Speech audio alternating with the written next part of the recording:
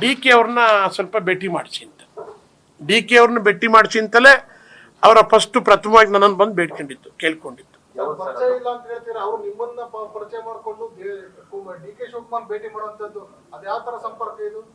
ನಾನೀಗಾಗಲೇ ಮೊನ್ನೆ ದಿವಸ ಎಲ್ಲಾನು ಇಲ್ಲೇ ಕೂತ್ಕೊಂಡು ಎಲ್ರಿಗೂ ಹೇಳಿದ್ದೀನಿ, ಹೇಳ್ತಾ ಇದ್ದೀನಿ. 20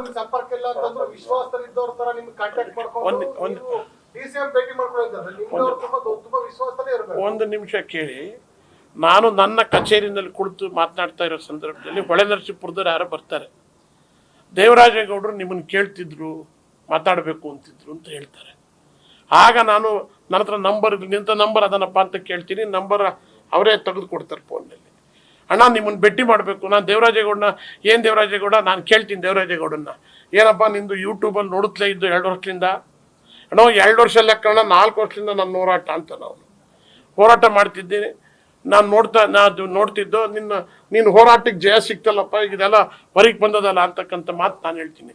ಹೌದಣ್ಣ ಬಂದಿದೆ, ಹಂಗೆ ಹಿಂಗೆ ಅದೆಲ್ಲ ಏನೇನು ಹೇಳ್ದೆ ಕೆಲವು ವಿಚಾರನ. ನಾನು ನಿಮ್ಮನ್ನು ಭೇಟಿ ಮಾಡ್ಬೇಕಣ್ಣ ಅರ್ಜೆಂಟಾಗಿ ಅಂತ. ನಾನು 10 ಗಂಟೆ ಅಂತ ಕಾಣುತ್ತೆ ಅವನ ಹತ್ರ ಮಾತಾಡಿದಾಗ, ನಾನು 3 ಗಂಟೆಗೆ ಸಿಟಿಗೆ ಬರ್ತೀನಿ. ನಾನು ಬೆಂಗಳೂರಿನಲ್ಲಿದ್ದರೆ ಈ ಪರ್ಮನೆಂಟ್ ಇದೇ ಹೋಟ್ಲಲ್ಲಿ ಇರ್ತೀನಿ ಯಾವಾಗಲೂ ಸಾಮಾನ್ಯವಾಗಿ, ನಾನು ಪರ್ಮನೆಂಟಾಗಿ. ಇಲ್ಲಿ ಬಿಟ್ಟರೆ MG ರೋಡಲ್ಲಿದ್ದರೆ ನಮ್ಮದೇ ಇನ್ನೊಂದು ಕಚೇರಿ ಇದೆ ನಮ್ಮ ಫ್ರೆಂಡ್ದು, ಅಲ್ಲಿಗೆ ಬಾಪ್ಪ ನಾನು 3 ಗಂಟೆಗೆ ಅಲ್ಲಿಗೆ ಬರ್ತೀನಿ ಅಂತ. 3 ಗಂಟೆಗೆ ಬಂದು ನನಗಿನ್ನ ಮುಂಚೆಲೆ ಕಾಯ್ಕೊಂಡಿದ್ದ. ಭೇಟಿ ಮಾಡಿದ, ಅಣ್ಣ ನಾಳೆ SIT ಮಾಡಿದ್ದಾರೆ ಇವತ್ತು, ನಾಳೆ SITಗೆ ಸ್ಟೇ ತಂದುಬಿಡ್ತಾರೆ, ನಾನು ಡಿ ಕೆ ಅವ್ರನ್ನ ಭೇಟಿ ಮಾಡ್ಬೇಕಣ್ಣ, ಹಾಗೆ ಹೀಗೆ ಅಂತ ಹೇಳ್ದೆ. ನಾಳೆ ಡಿ ಕೆ ಅವರು, ನೀನು ಭೇಟಿ ಮಾಡಲಿಲ್ವ ಇದುವರೆಗೆ? ನಾನು ಭೇಟಿ ಮಾಡಿಲ್ಲ ಕಾರಣ ನಾನು ಭೇಟಿ ಮಾಡಿಸೋಣ. ನಾನು ಡಿ ಕೆ ಅವ್ರಿಗೆ ಫೋನ್ ಮಾಡಿದೆ.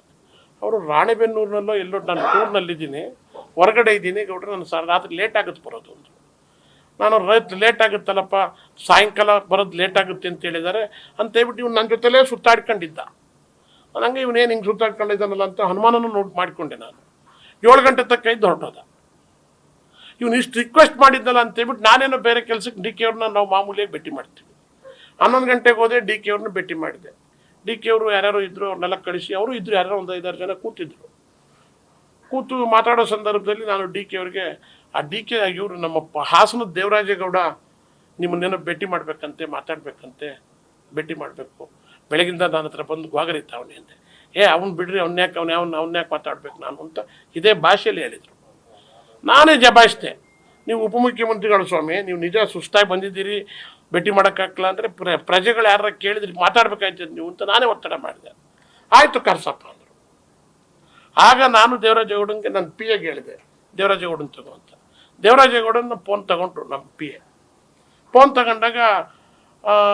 ತಗೊಂಡು ದೇವರಾಜೇಗೌಡರಿಗೆ ನನಗೆ ಕನೆಕ್ಷನ್ ಕೊಟ್ಟರು. ನಾನು ದೇವರಾಜೇಗೌಡ ಮಾತಾಡೋದು, ನಾನು ಡಿ ಕೆ ಅವ್ರು ಮಲ್ಲಿದ್ದೀನಿ, ನೀನು ಡಿ ಕೆ ಅವ್ರು ನೋಡಬೇಕು ಅಂತ ಇದ್ದೆಲ್ಲ ಬರ್ತೀಯಾ ಅಂದೆ. ಅಯ್ಯೋ ಈಗ ಇಷ್ಟೊತ್ತಿಲ್ಲ ಅಣ್ಣ ಅಂದ.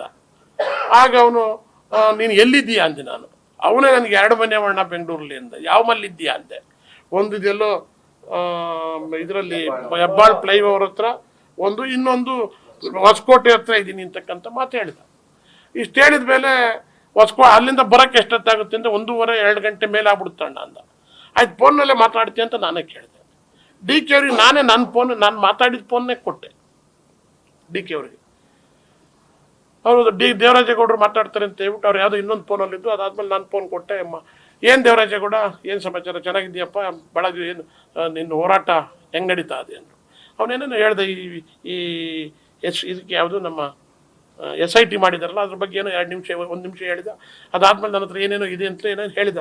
ನಿನ್ನ ಹತ್ರ ಏನಿದೆ ಅದೆಲ್ಲ SIT ಮಾಡಿದ್ದೀವಿ, ತಗೊಂಡೋಗಿ SIT ಕೊಡಪ್ಪ ಅಂತ ಹೇಳ್ಬಿಟ್ರು.